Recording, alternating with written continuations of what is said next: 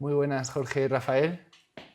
Hoy somos afortunados, contamos con dos de las personas que más sabéis sobre activos alternativos en España. Me hacía especial ilusión estar aquí con vosotros hoy porque es un tema sobre el que sí que nos interesa mucho, pero no nos hemos especializado tanto como otros. Entonces hoy va a ser simplemente escucharos, que contéis todo lo que sabéis en general, las cosas más importantes. Por un lado, Jorge, tú eres socio en la división de Private Equity de Buenavista Equity Partners.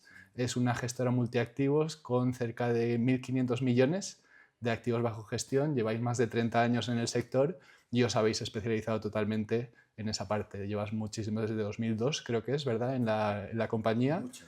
Estabilidad total.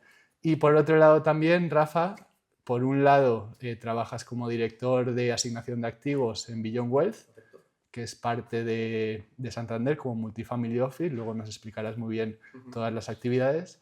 Y por otro lado también eres profesor en IEB en el programa de especialización en activos alternativos.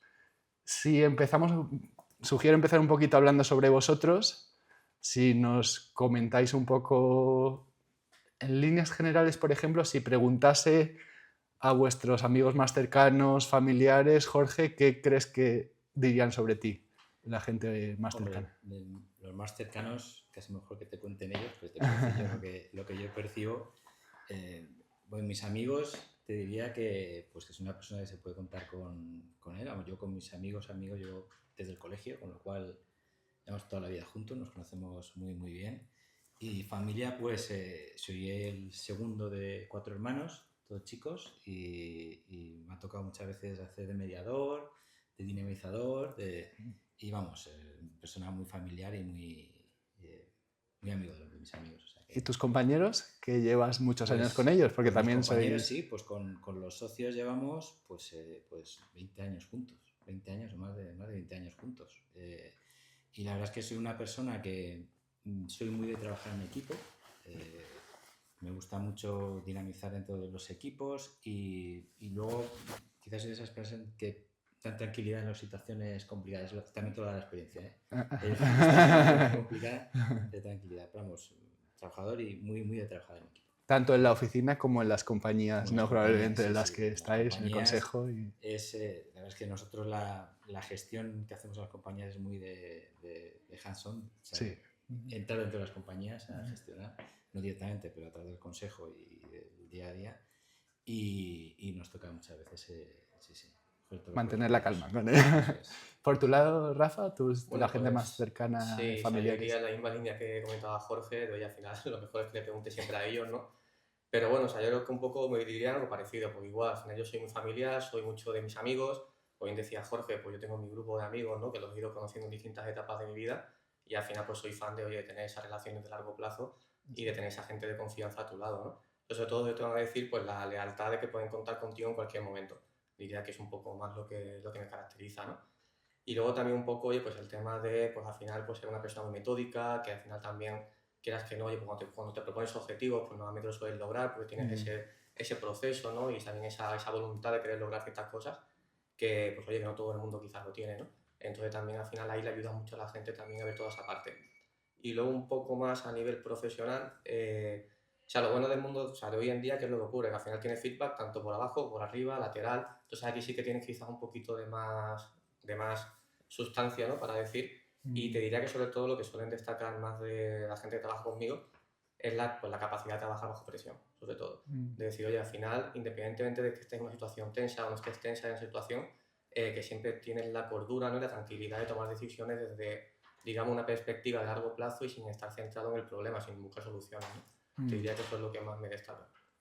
Al final me llama mucho la atención, ¿no? Porque vamos entrevistando a diferentes personas y la gente profesional que más éxito vais teniendo muchas veces es un perfil bastante similar, lo cual nos gusta, ¿no? Que no por casualidad y bueno, eso la verdad es que está muy bien. Luego también, Rafa, ha sido un poquito casualidad que habíamos coincidido antes, tenemos algunos amigos en común en el sector, Sí. también eso, pues me habían hablado muy bien de ti todo y me ha gustado también verlo. Y un poquito si nos comentáis cómo comenzó, por ejemplo, por tu lado, ¿no, Jorge? ¿Cómo empezó tu interés por las inversiones y luego en particular también sobre el mercado de inversión alternativa?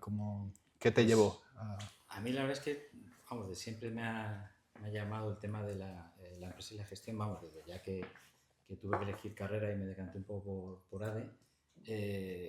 Ya una vez dentro ya empecé a coger el gusto a la gestión, a las finanzas, una especie de dirección financiera, y realmente yo llevo pues, toda mi vida profesional en Buenavista, porque yo entré de analista, he estado pues, ya todos los pasos, analista, director de inversiones, socio, y el paso por diferentes fondos y situaciones me ha llevado a cada vez gustarme más lo que es la gestión. Hay un carácter financiero siempre en todas las inversiones, pero si una cosa que caracteriza, luego podemos comentar a Buenavista, es nuestra implicación a la hora de añadir valor en las operaciones, ¿no? Las inversiones que hacemos.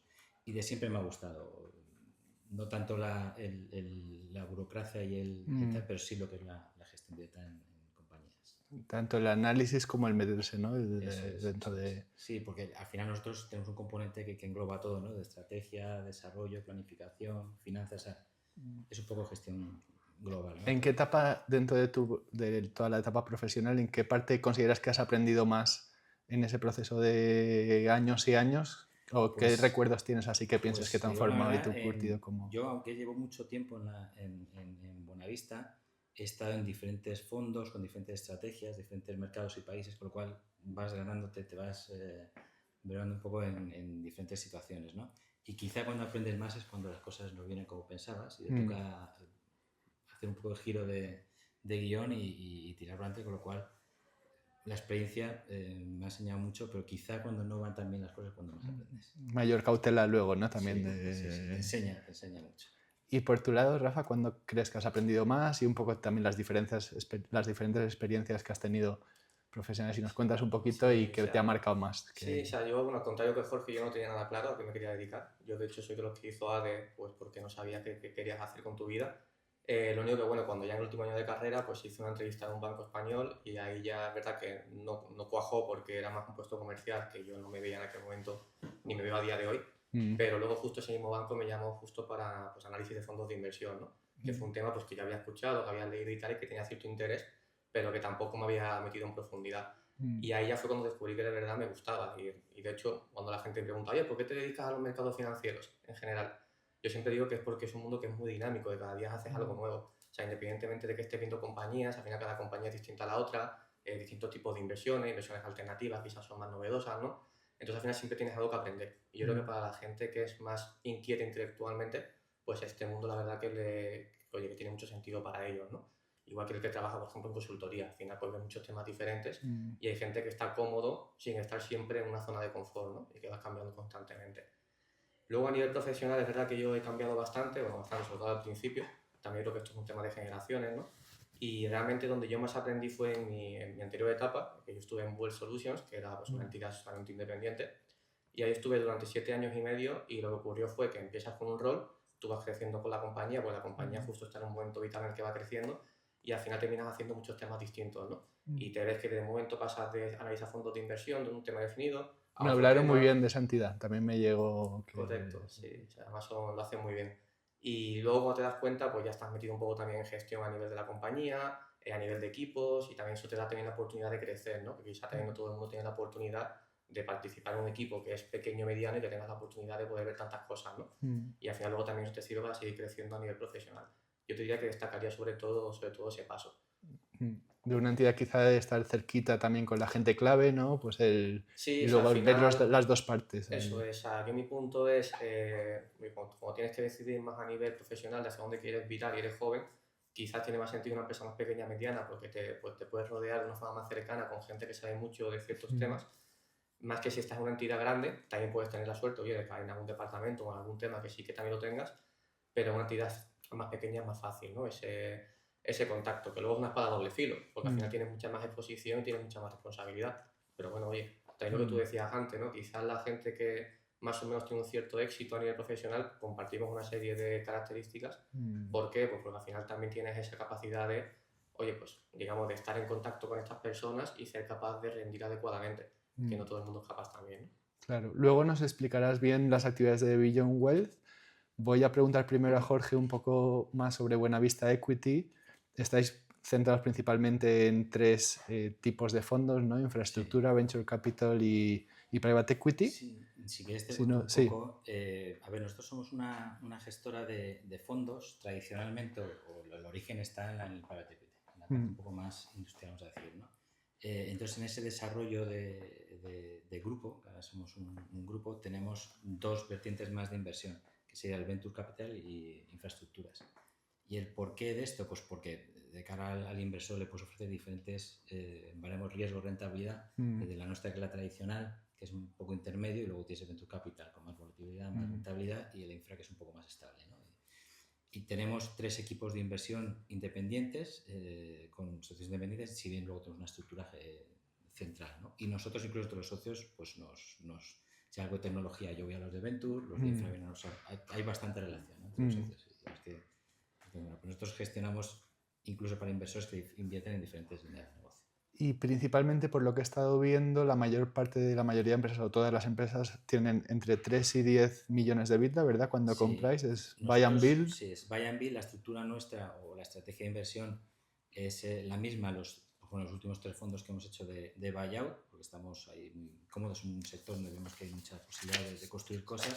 Son procesos de consolidación en mercado, donde compañías que llamamos plataforma con EBITDA a partir de 3-5 millones hasta 10 millones, y a partir de ahí haces compras complementarias para pasar de los 10 millones de EBITDA, que es un poco el siguiente escalón de tamaño de fondos el que iría destinado, ¿no? Y además muy especializados en un tipo muy específico de compañías, que ese rango son muy 0,1%. O sea, ¿las conocéis a la perfección o muy bien? ¿No? Es el rango donde yo creo que hay más, o sea, Vale. hay más, pero hay más. Entonces, cuando tú consigues pasarla de este rango a una mayor, hay más competencia a la hora de compradores, con lo cual hay más... Por eso veis oportunidades Vemos más ahí a la vez. Porque tú, cuando coges una plataforma de ese tamaño, o incluso por debajo, cuando quieres hacer compras complementarias que son un poco más pequeñas, tienes más para hacer.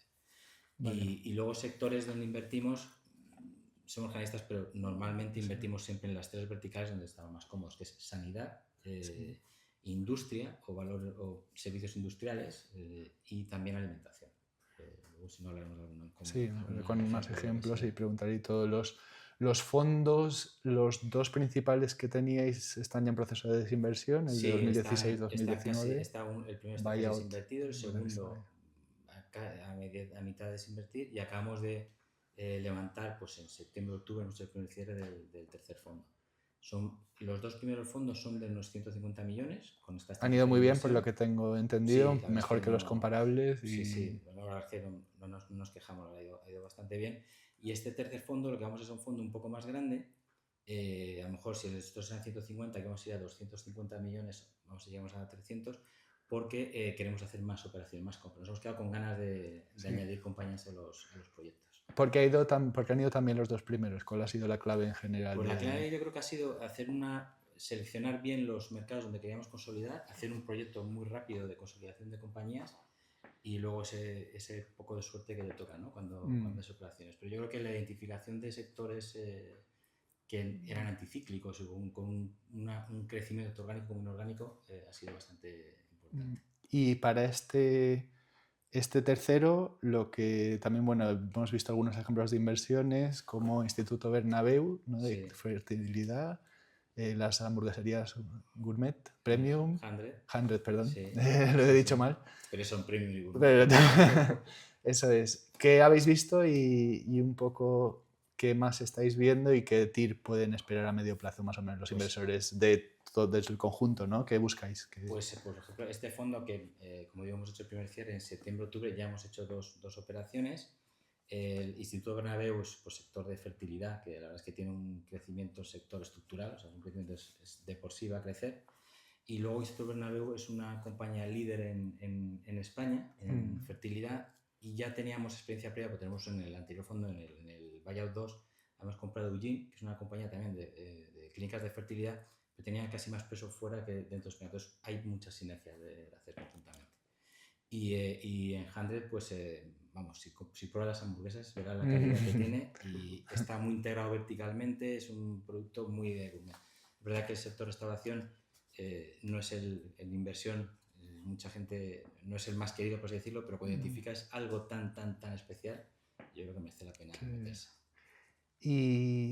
¿Y las que buscáis en cuanto también a se puede comentar o generalmente Pues un poquito ahora que mismo, si por alguien ejemplo, que confía en vosotros que puede esperar a medio plazo o pues que ahora mismo estamos viendo un par de oportunidades más para invertir, que a lo mejor las podemos hacer antes de verano, una ya seguro que sí, y más o menos de rentabilidad, vamos, los fondos, el fondo en general, que el fondo de private equity al final son 10 años, a lo mejor se puede extender 11 o 12 años, esperas una rentabilidad del 15%, 15-20%. Las operaciones en sí es algo más de rentabilidad siempre lo que esperas, a lo mejor multiplicar por 3 y una TIP del 25% o algo así. Un poco sí, lo que rentable. vas buscando, ¿no?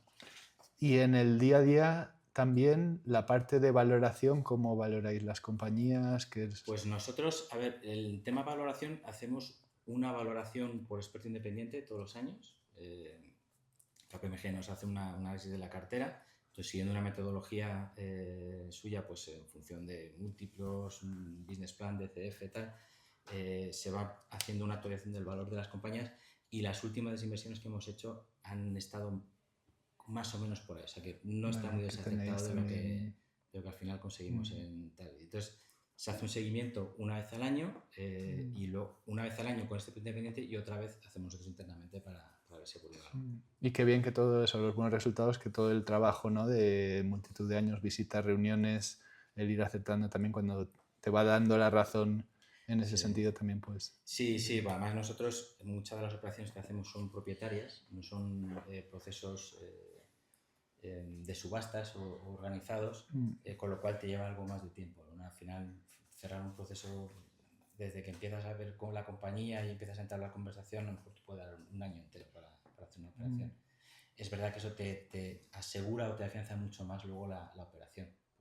Tienes mucho más que si no es un proceso competitivo que en 3 meses tienes que haberla hecho.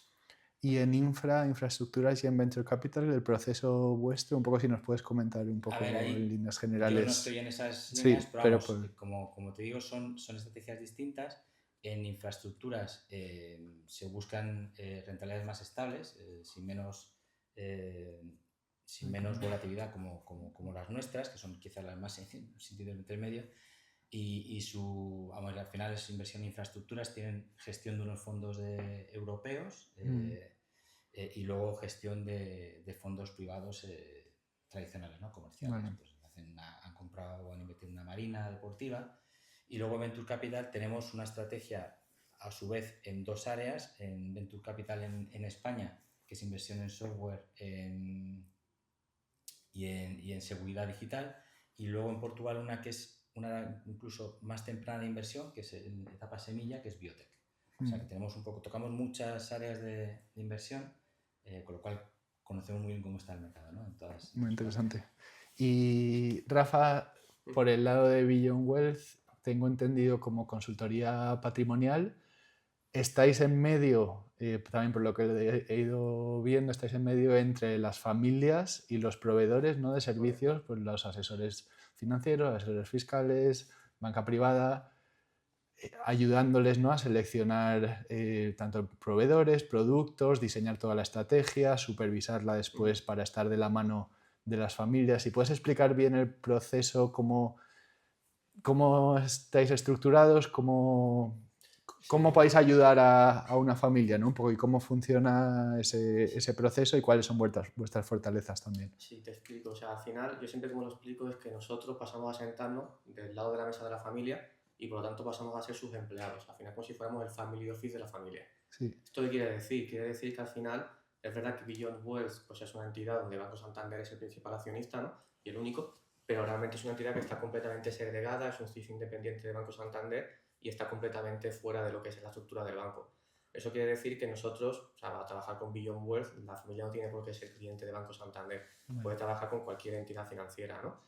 Entonces eso al final, ¿qué nos permite hacer? Nos permite, como tú bien decías, estar entre la familia y todos los proveedores del ecosistema patrimonial del cliente, ya sean bancas privadas, sean asesores financieros, fiscales, legales, inmobiliarios. En este sentido, como estamos estructurados es, oye, pues hay 4 verticales desde las cuales pensamos que podemos aportar valor añadido a estas familias, ¿no? O instituciones. La primera es la de asignación de activos, de la cual yo soy responsable. La segunda es más, bueno, también la pata financiera también soy yo de los más responsables. Luego hay una pata de mercados privados, una vertical, ¿no? Toda la parte de, oye, pues private equity, infraestructuras, venture capital, private debt y demás. Luego también una pata de inmobiliario y luego una última vertical más de arquitectura patrimonial, donde ayudamos a las familias también en todo el tema de estructuras, ¿no?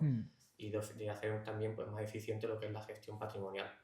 A partir de ahí, ¿qué es lo que hacemos? Pues trabajamos con la familia desde el punto de vista de, oye, cuáles son tus objetivos, cuáles son tus necesidades, qué es lo que tú estás buscando conseguir con tu patrimonio.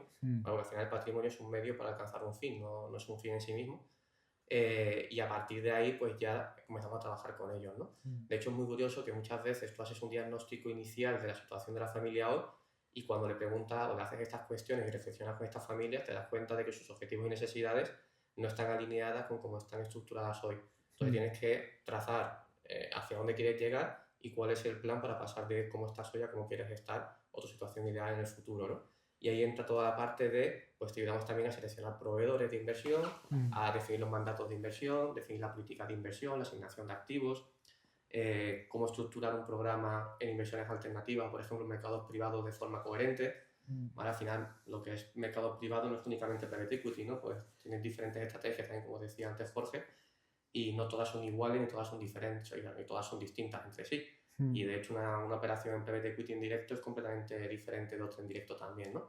Entonces también nuestro papel es un poco, digamos, de hacer de abogado del diablo también de todo este tipo de proveedores y de, pues, oye, de garantizar que están trabajando por y para la familia y que al final pues están cumpliendo con el mandato de inversión que deberían de estar cumpliendo, ¿no? En este sentido, al final yo diría que la mayor fortaleza de Beyond Wealth a día de hoy, que al final Beyond Wealth, pues oye, al final nacimos el año pasado, justo antes de verano, o sea que la andadura ha sido corta, ¿no? Y yo creo que la mayor fortaleza es, pues oye, la capacidad que ha tenido el equipo directivo para, digamos, traer a los profesionales que formamos parte de Beyond Wealth. Le iba a comentar las personas, ¿no? Eso es, y ya no estáis. solo desde la parte puramente técnica, de decir, oye, pues tengo a una persona que sabe mucho de mercados privados, otra de inmobiliario, otra de tema fiscal y de arquitectura patrimonial, sino que luego como conjunto funciona bien como equipo. Pues aquí también antes comentaba Jorge, ¿no? De que, oye, al final, también yo creo que otra característica que caracteriza a la gente que va avanzando en su vida es que son buenas personas. Entonces, cuando tú te rodeas de buenas personas, el resultado acumulado es mucho mayor que cada uno de ellos por separado, ¿no? Y al final somos todos muy trabajadores y ninguno, como bien decía Jorge antes, o sea, te remangas la camisa y tienes que entrar hasta el fondo, ¿no? Entonces, al final, claro, cuando tú tienes todos tus intereses alineados con los de tus clientes, en este caso las familias, ¿no? Pues oye, pues lo normal es que tengas éxito si tienes bien trabajado todo lo demás, ¿no? Todo el tema de gobernanza, de procesos, de estructura, o sea que eso es un poco. Iba a comentarte también, o sea, por un lado imagino, pues al pertenecer al grupo al que pertenecéis, pues también todo el acceso a proveedores, eso facilita mucho, y luego por otro lado sí, todo el equipo que tenéis, ¿no? Pues ese, como comentabas al principio, o sea, también tu especialización, por ejemplo, ¿no? Si nos cuentas un poco, o sea, esa parte de alternativos, ¿qué te hizo pensar quiero especializarme mucho? Porque desde nuestro punto de vista también es un mercado que no es tan transparente como algunos otros, que incluso el conocimiento da un valor añadido incluso mayor probablemente que a lo mejor en determinados mercados, porque no hay tanta información, es muy de personas, de hablar, de conocer, de qué te hizo pensar, y un poco también si lo unes también con la experiencia en IEB que estudiaste aquí, Sí. pero en primer lugar un poco, ¿qué te hizo a ti decidirte especializarte en esto y luego Sí. que... De hecho, yo diría que el resumen de lo que comentabas es que hay menos información pública. ¿Vale? Porque tú si quieres invertir en un fondo de renta variable, pues te vas a Google, fondo de renta variable europea, y te sale Morningstar o cualquier otra aplicación y lo puedes ver en tiempo real, gratis y sin pagar nada, ¿no? Y aquí si quieres buscar un fondo de private equity middle market europeo, pues no tienes información pública, tienes que bucear bastante para ver cuáles son los competidores, ¿no?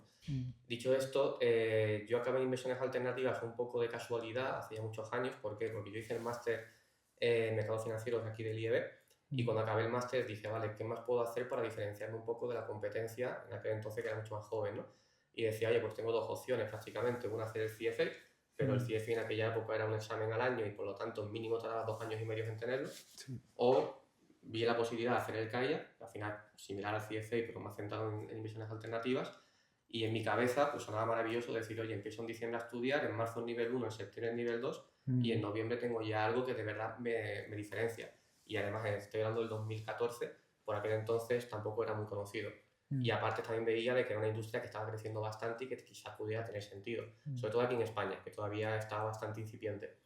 Entonces fue un motivo más de diferenciación pura y dura que de decir tengo un interés sustancial en tirar por esta vía. Y de hecho la vista está que a día de hoy no me dedico a ello exclusivamente, o sea, tengo un rol mucho más global, ¿no? Entonces, a partir de ahí pues hice el CAIA y ya luego pues oye, pues vi que tenía sentido todo esto y de hecho mi puerta de entrada un poco a Well Solutions, porque estaba en consultoría antes, era justo porque ellos estaban buscando una persona joven, junior, para temas sobre todo análisis de fondos de inversión también en la parte de inversiones alternativas. Y claro, gente con 24, 25 años que tuviera algo de background, pues había muy poca, ¿no? Claro. Entonces me sirvió también para dar ese salto, ¿no? Y además también mi perfil es un poco raro porque también sé programar, entonces también como que también unía un poco la parte de hedge fund más de programar con tal, y luego pues también se me ha dado siempre bien el tema de automatizar muchos temas y tal. Entonces pues bueno, te va surgiendo, yo creo que son temas que te van surgiendo conforme tienes ciertas inquietudes y estás buscando pues la forma de Y para de ti, mejorar. para Beyond Wealth es ideal también luego pues tener una persona que sepa tanto sobre esto en particular, ¿no? Que luego también del cara al hablar con las familias y todo, pues el valor se ve enseguida. Sí, de hecho hay un libro que de hecho me lo puedes buscar en internet que se trata de por qué los generalistas triunfan, ¿vale? Y o sea, te recomiendo que te lo leas si no lo conoces. O sea, puedes estar de acuerdo parcialmente, ¿no? Pero al final ser generalista pues te da una visión muy amplia de muchos temas con los cuales tú te puedes apalancar a la hora de hablar con una familia, ¿no? ¿Qué es lo que ocurre? Que al final si voy al ultra detalle, por ejemplo, como puede ir Jorge, yo ahí me pierdo. ¿Por qué? Porque yo no he estado gestionando un fondo de private equity, no he estado metiéndome en la gestión de una compañía hasta el último punto, ¿no?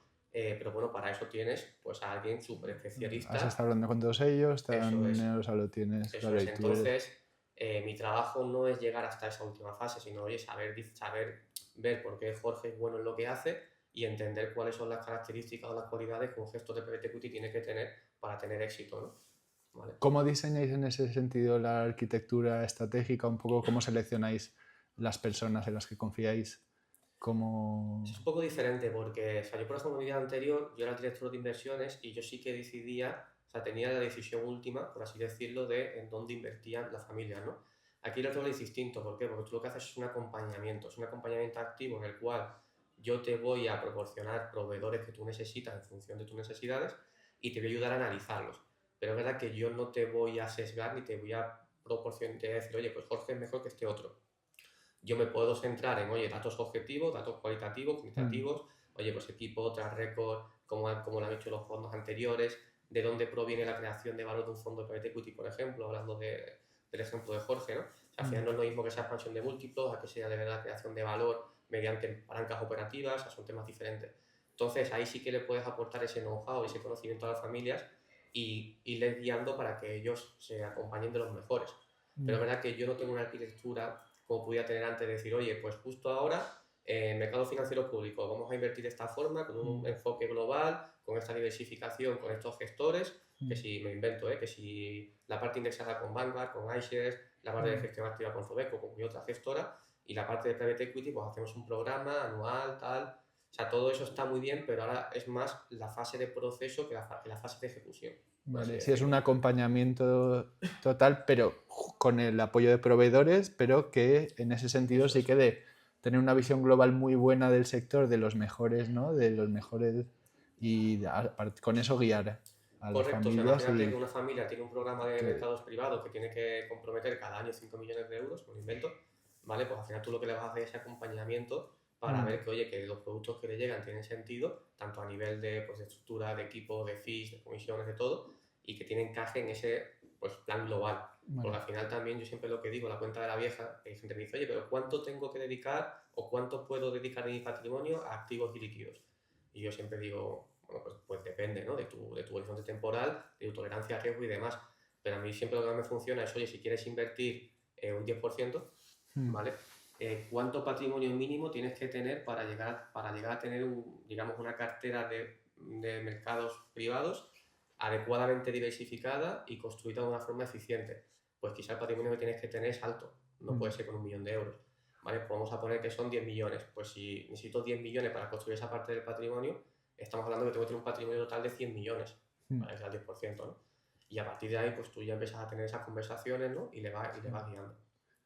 Vale.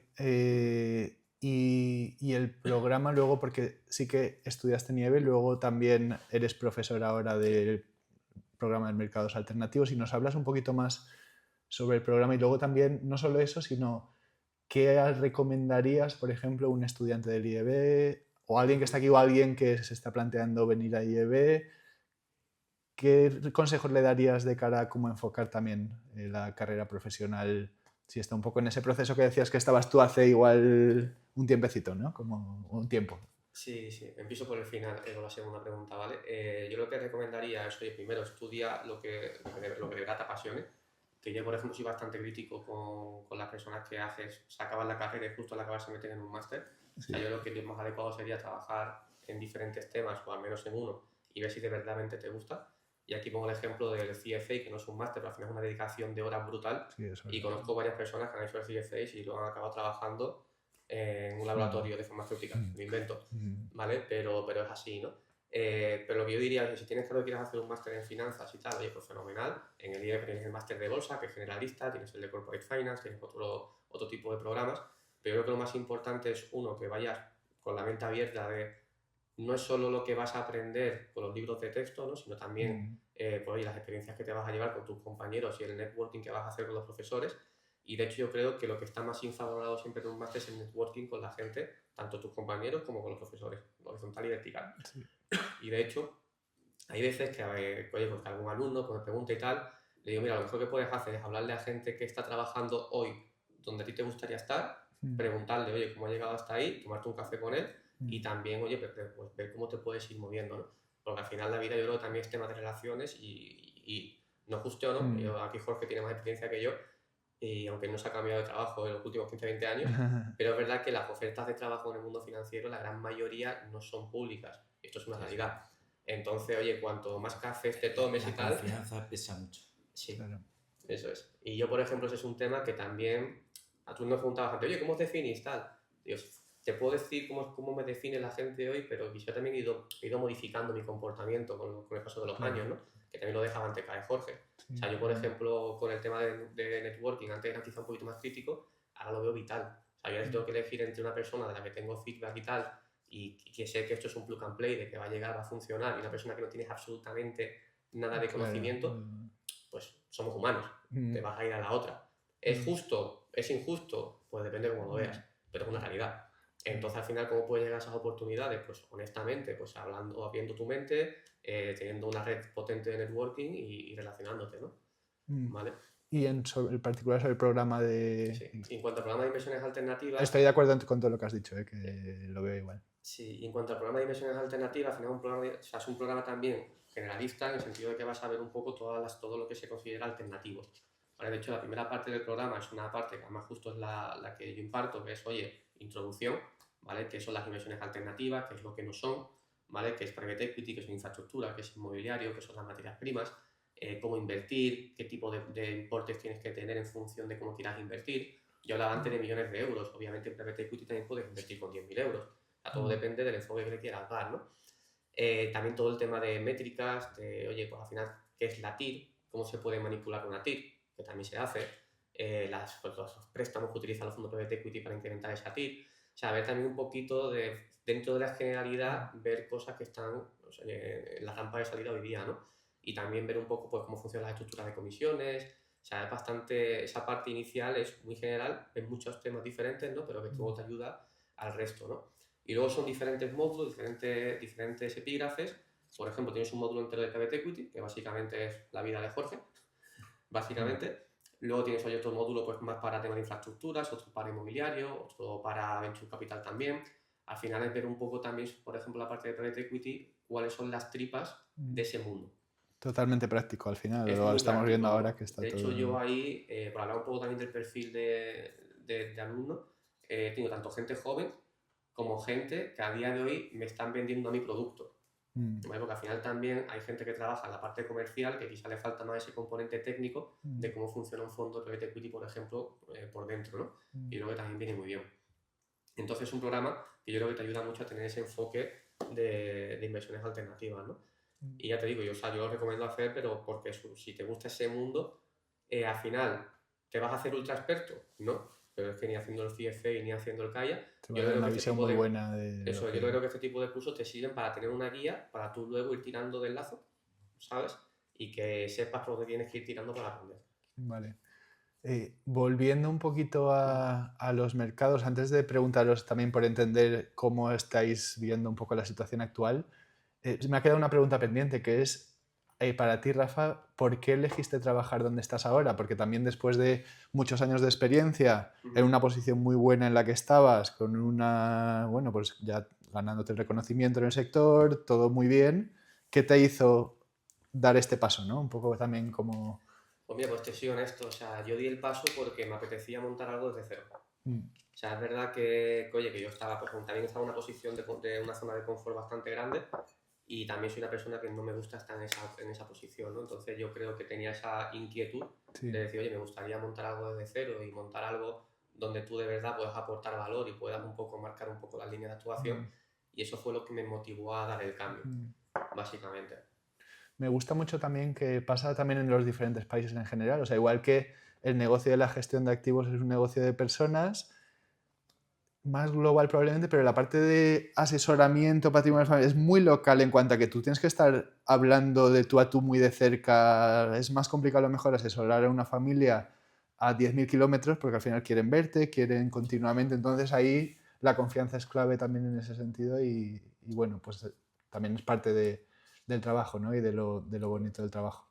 Y ya ahora sí cambiando, sobre la situación actual del mercado, ¿cómo lo ves, por ejemplo, de las valoraciones que vas viendo ahora en ese sentido, Jorge? Un poco, Pues te diría porque que... sigues hablando de rentabilidades esperadas buenas, entonces entiendo que seguís Sí. viendo oportunidades, pero por saber un poquito cómo ha ido evolucionando y A cómo ver, yo está... te diría que hay dos... O sea, el mercado lleva un par de años, digo, en transacciones, ¿no? Lo que Sí. llamamos nosotros, ¿no? Inversiones en empresas no cotizadas. Te diferenciaría entre los procesos competitivos o de procesos organizados y los propietarios.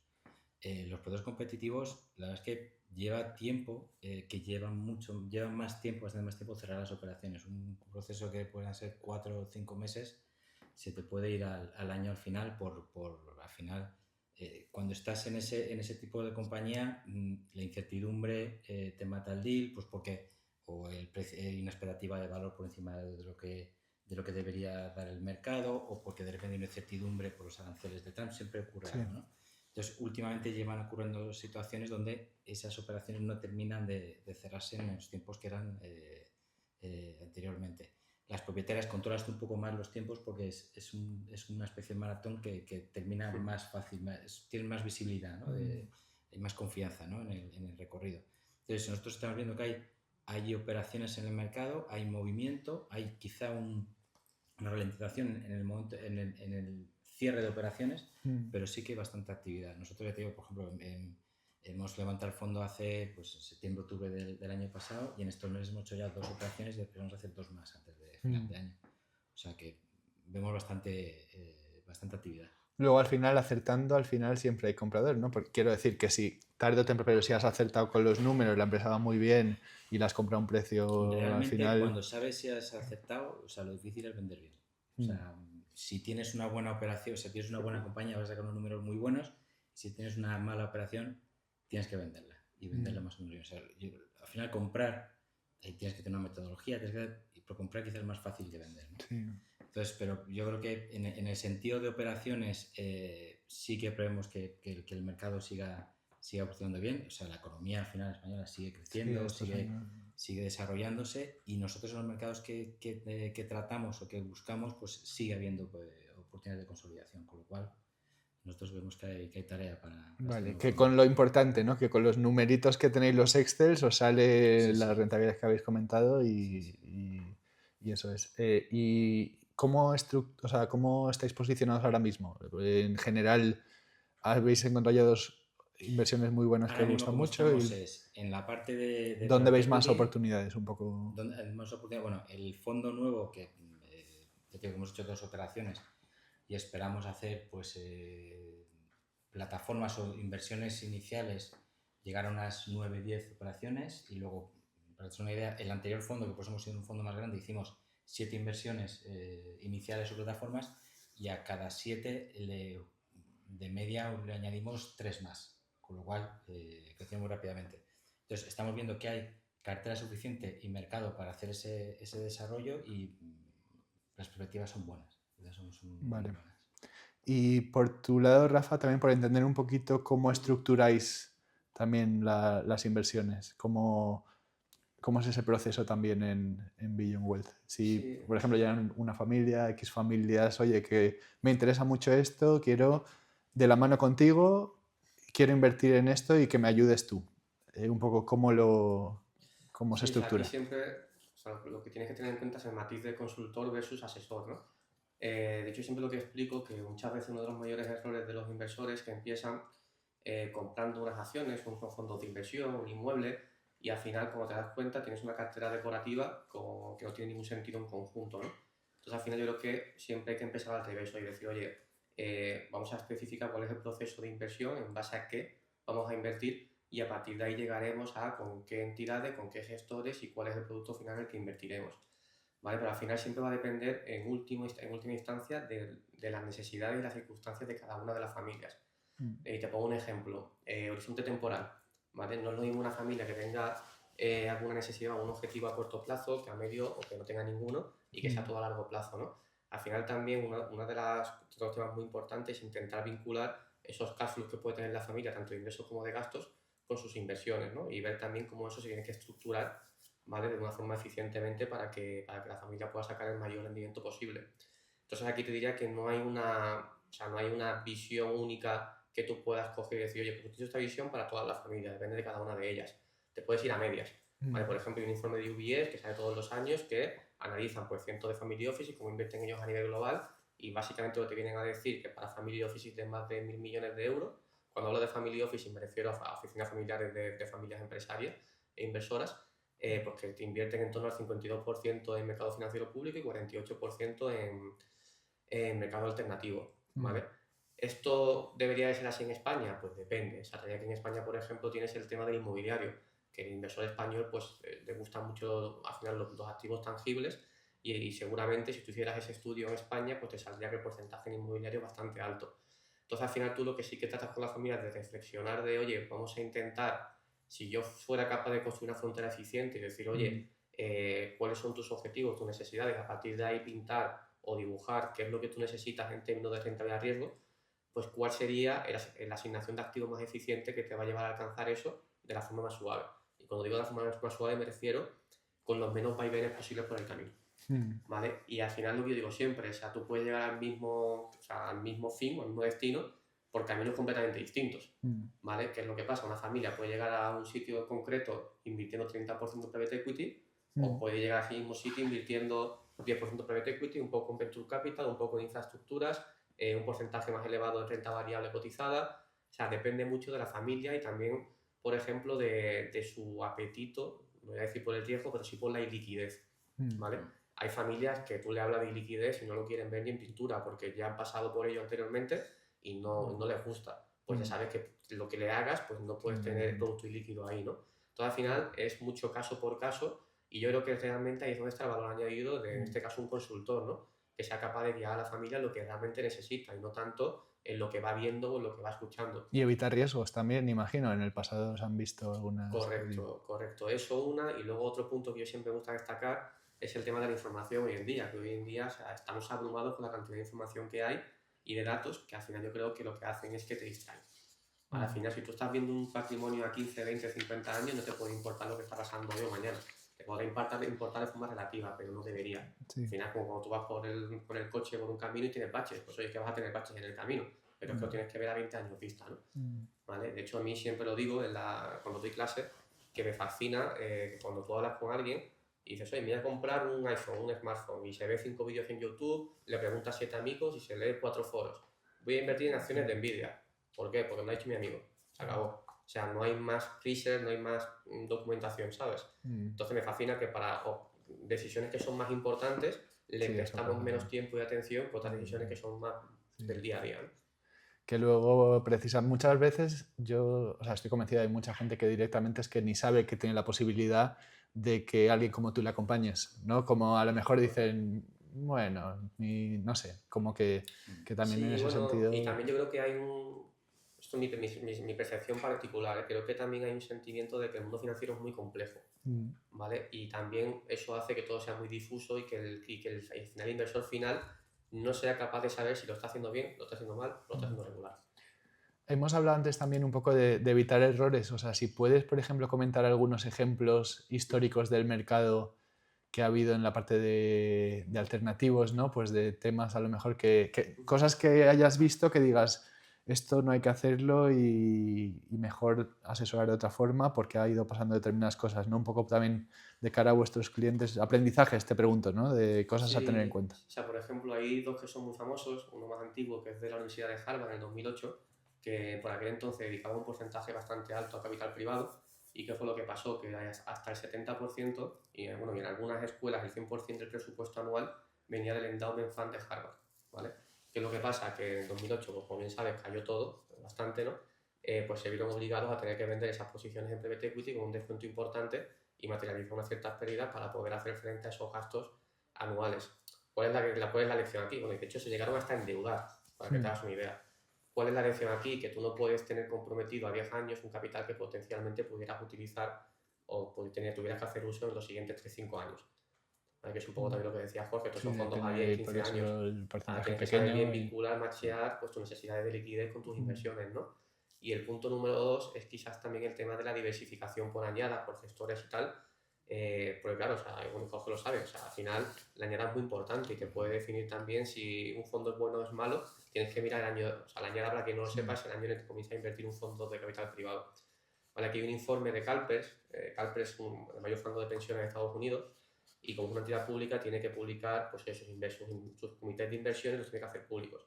Pues creo que fue hace un par de años, 3, hicieron un estudio que lo llamaron la década perdida, porque ellos después del 2008 decidieron que no era buen momento para invertir en capital privado y pasaron de comprometer X a comprometer un 10% de todo lo que comprometían. Entonces tuvieron 10 años que prácticamente no comprometieron nada a private equity y dejaron de ganar, o sea, ellos estimaron que dejaron de ganar 11.000 millones de dólares, ¿vale? Por simplemente una decisión emocional de ellos y de que no ver un mercado cuando tal, y cuando te tienes que dar cuenta, está demostrado empíricamente que a largo plazo el comportamiento de tus inversiones viene definido más por la asignación de activos que por la inversión particular en un único activo. Entonces, si tú quieres realmente aspirar a tener los retornos del private equity, lo que tienes que hacer es invertir pues, en diferentes gestores, en diferentes estrategias, en diferentes añadas. de ahí otra vez la importancia de un especialista que acompañe, Eso es. ¿no? Que vaya continuamente. Eso, y en este caso estamos hablando de gente súper profesional, que habían estudiado en Yale, en Harvard y tal, pero que ellos decidieron tomar una decisión muy agresiva de decir, oye, no invierto casi prácticamente nada.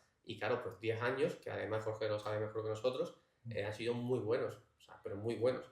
Entonces, claro, decían, oye, ¿por qué yo lo he hecho mal en comparación con el endowment de Harvard o de tal? Y dice, claro, porque ellos siguieron invirtiendo en private equity y yo no. Sí, los añadas es muy importante porque tú puedes comparar diferentes gestoras de capital, pero sí, tienes que comparar fondos iguales de añadas iguales. Porque todo el mundo que entres con los fondos te pillas un periodo de bajada o de subida que te influye mucho en las operaciones, ¿no? Entonces, para comparar cómo se gestionan los fondos, tienes que comparar fondos de añadas iguales. Cuéntanos, Jorge, porque al final, claro, después de tantos años, eres especialista, no re especialista. O sea, en cuanto al final, creo que son, decían, ¿no? 10.000, no sé, como que necesitas X tiempo para ser especialista en algo, te has especializado una barbaridad en este mercado.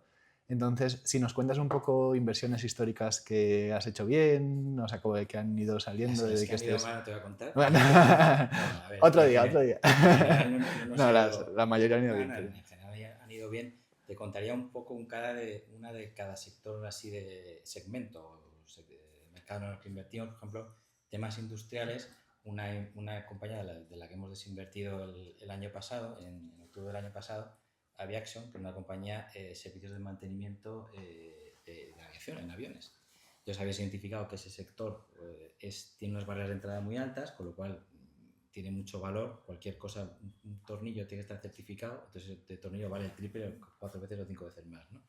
Imagínate los trabajos dentro de los aviones.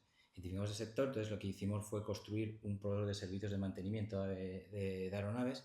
Entonces primero invertimos en una compañía de mantenimiento interior de cabina de avión que hacía todo lo que es dentro de la cabina de avión. Luego compramos una compañía que hacía el mantenimiento mecánico, todo el mantenimiento mecánico, y también compramos una compañía pequeña que hacía producto textil para dentro del avión, con lo cual ya le hacías todo el mantenimiento. Entonces hicimos crecer la compañía incluso internacionalmente en cierta medida, Sí. y esa consolidación de diferentes servicios complementarios que juntaba diferentes clientes y nuevos mercados. Recurrente además, que toda esa parte de muy recurrente, mantenimiento. en un sector muy bueno. Ahí lo único malo que tuvimos fue que nos pilló el COVID. Pues invertimos en 2019 y cuando llegó el COVID la aviación se paró, con lo cual nos tocaron 2 años de pico y pala. O sea, nos salió bien al final, pero fue bastante... Más aprendizajes. Bueno, ahí es cuando aprendes. Por eso. Pero mucho. Y entonces, pero eso conseguimos darle la vuelta y durante ese periodo nada más hay hacer compras y en ese sector, por ejemplo, nos sale muy bien la operación. Otro, Procubitos o Cubers, que es una compañía fabricante y distribuidor de cubitos de hielo, donde identificamos un segmento que estaba muy fragmentado, no había una propuesta de valor, no había un producto de mercado. Tú ibas a una gasolinera, te comprabas el cubito que había y se acabó. Entonces empezamos comprando una compañía con una fábrica, pero pequeña mediana. Hicimos, yo creo que fueron al final 6 compras y acabamos con 2 fábricas en España, una en Alemania, otra en Italia, siendo proveedor a nivel europeo, y también fue una operación que salió muy bien. Y durante ese camino creamos una marca Cubers, donde ya incluso hacías las Cubers Balls, hielo en forma de bola. No soy experto ni he visto ninguna empresa que haga eso, pero es un poco como que no viaja bien, entiendo, ¿no? Porque no puedes transportar de China el hielo. No sé si va un poco por ahí. La empresa de Alemania no arrancó bien del todo, llevamos hielo desde España a Alemania y le ganamos bastante dinero. Y al final agua y energía, y entonces ahí, vamos, el precio no es muy elástico, el cual pues subir un poquito el precio que no...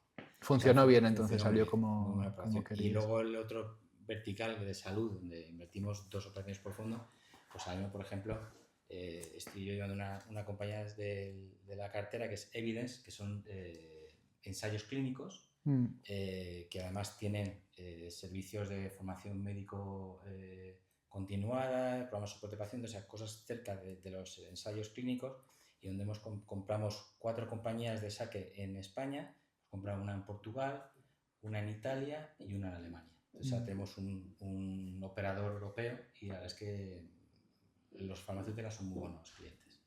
Con lo cual, donde desarrollé ese tipo de compañías a base de comprar otras y hacerlas complementarias, hemos avanzado bastante bien. Muy interesante, buenos ejemplos.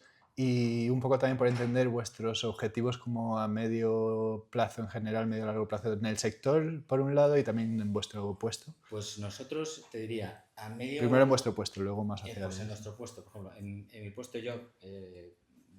invertir bien este fondo, este tercer fondo, y hacer las desinversiones que toca hacer de los fondos anteriores, seguirnos ganando, y esto ya es un poco más a medio plazo, pero va unidos, seguir ganando la confianza de los inversores de los fondos, porque al final, si tú terminas bien un fondo, invierte en el segundo fondo, invierte en el tercer fondo. Tienes que intentar que la gente le vaya bien. Pues una idea, en el segundo fondo invirtió más o menos el 80-90% de los inversores del primer fondo. Lo cual, y en tercero comparación. Entonces, es continuar dándole confianza a los inversores a largo plazo, y luego intentar mejorar la gestión de las inversiones, no gestión de las compañías, que también, sino la inversión, por ejemplo, ahora con la inteligencia artificial, las bases de datos, o sea, tienes muchas cosas que puedes ir mejorando, ¿no? Y por tu parte, en general, un poco tus objetivos también a medio plazo y que pueden esperar los inversores de ti también. Un poco lo que decía Jorge, o sea, al final el objetivo mío a medio plazo es, oye, que al final esa familia, pues oye, que sientan que de verdad el servicio que se le ofrece, que tiene sentido, ¿no? y que de verdad le ayudamos a conseguir, pues oye, sus objetivos, sus necesidades, ya no solo financieras, sino vitales, y poco más allá. O sea, me refiero, es que al final, cuando te dedicas a esto en un ámbito global, yo creo que todo es más sencillo, ¿vale? ¿Y a qué me refiero con eso? Que muchas veces una familia ya no te va a medir tanto por si gana un 1% más o un 1% menos, sino realmente por el valor añadido que tú le ofreces y cómo le ayudas, ¿no? Al final es la de problemas que te quito, ¿vale? Por estar yo en tu mesa sentado, ¿no? Entonces al final es, oye, que esa familia sea capaz de percibirlo, que es lo importante, ¿no?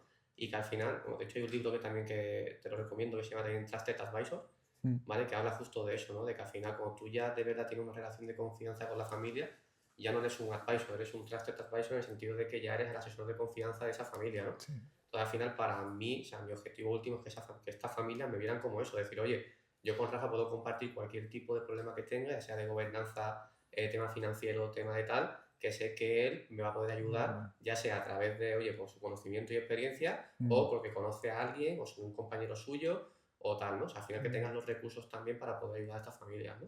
Que yo creo que eso es un poco también el fin último de Beyond Wealth como empresa, ¿no? Enhorabuena Porque- por eso, porque seguro que lo conseguís Sí. y habéis empezado muy bien y tenéis todos los ingredientes Esperemos.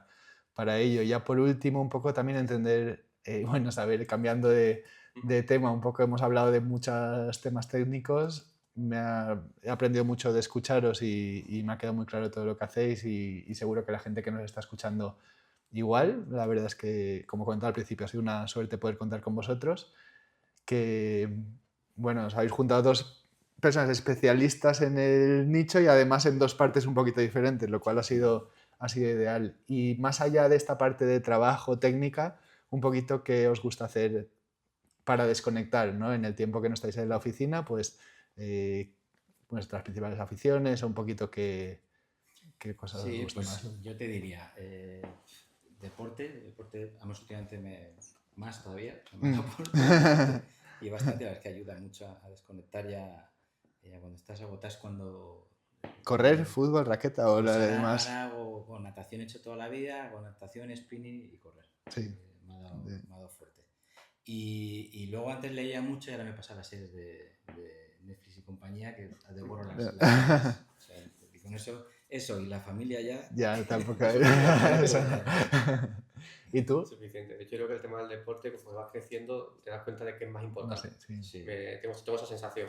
Sí. ¿No? Bueno, yo en mi caso, o sea, pues un poco igual, ¿no? Al final, el deporte, que creo que es básico, ¿vale? Es verdad que hay épocas que a lo mejor quizás, pues oye, pues la vida que llevas pues tampoco te deja dedicarle el tiempo que te gustaría, ¿no? Y después voy por épocas. La verdad que también paso mucho tiempo pues, con mi familia o con mis amigos, ¿no? Bueno, yo soy bastante sociable, pero es verdad que luego, por ejemplo, series, pues tuve en mi época, pues igual que Jorge, que devoraba series. Tengo otras épocas que a lo mejor me dan por leer. Yo creo que también ahí está un poco el kit de la cuestión, ¿no? De no estar aburrido, ¿no? Y sobre todo encontrar siempre algo que te entretenga y que te ayude a desconectar, que creo que es lo importante. Sí, las dos. Que al final no es ir al gimnasio por ir al gimnasio, sino que ir al gimnasio tiene una serie de ventajas, que es desconectar y obviamente que te pidas a nivel físico, ¿no? Pero que leer un libro puede ser igual de válido que ir al gimnasio para desconectar. Eso es, o sea, todas las cosas que al final tu mente está simplemente en el disfrute y en el momento. Pues perfecto, os lo agradezco un montón que hayáis querido participar hoy y bueno, eso es que os deseo lo mejor, seguro que va todo como queréis y seguiremos hablando y espero que resulte todo muy interesante también. Muchas gracias.